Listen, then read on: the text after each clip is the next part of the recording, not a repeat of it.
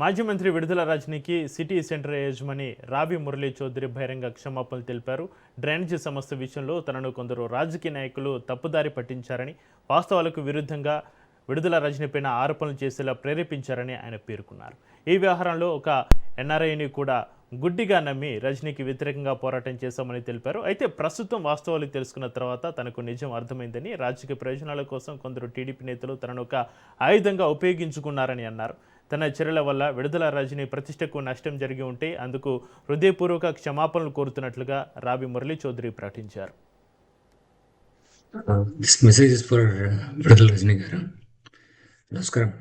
నేను ఈరోజు మీకు బహిరంగ క్షమాపణ చెప్పదలుచుకున్నాను మేడం. నన్ను క్షమించండి మేడం, ప్లీజ్ నన్ను క్షమించండి.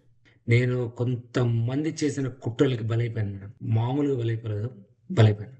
కాంప్లెక్స్ ముందుల డ్రైనేజీ విషయంలో, తవ్విన విషయంలో కొంతమంది మీరు కావాలని చేయించారని చెప్పేసి తప్పుడు ప్రచారం చేసి నాతో మీ మీద పోరాటం చేయించి ఇదంతా చేశారు. మీకు సంబంధం లేదు అని మీరు చెప్పినా కూడా నేను నమ్మలేని పరిస్థితిని కలిగించారు రామరాజు.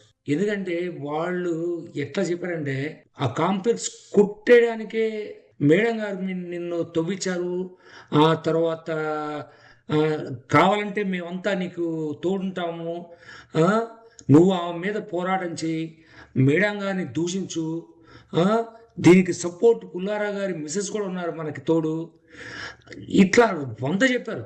అది కాకుండా నువ్వు గనక దూషిస్తే ఆ దూషం తీసుకెళ్ళి మేము ఐటీడీపీలో వేస్తాము, ఐటీడీపీలో మొత్తం మన వాళ్ళు ఉంటారు, మొత్తం సమాచారం ఇస్తాము, అలాగే దగ్గర డబ్బులు కూడా తీసుకున్నారు.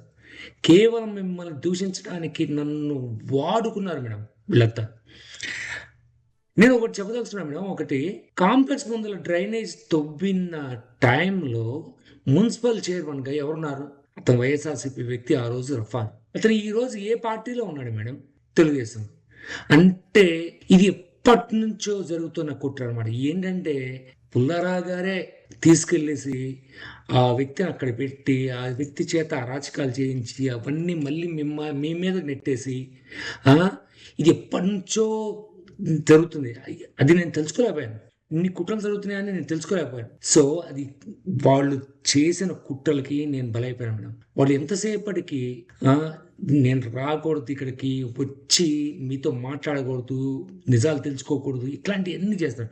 మీకు తెలుసు కదా మేడం, నేను ఎక్కడో అమెరికాలో ఉంటాను. వీళ్ళు చెప్పే సమాచారాన్ని బట్టే నేను ఏదైనా మాట్లాడతాను, ఏదైనా చేసిన. కానీ నన్ను రెచ్చగొట్టి ఇదంతా చేసి నా చేత మిమ్మల్ని దూషించారు. దానికి నేను క్షమాపణ చెప్తున్నాను మేడం, నన్ను క్షమించండి మేడం.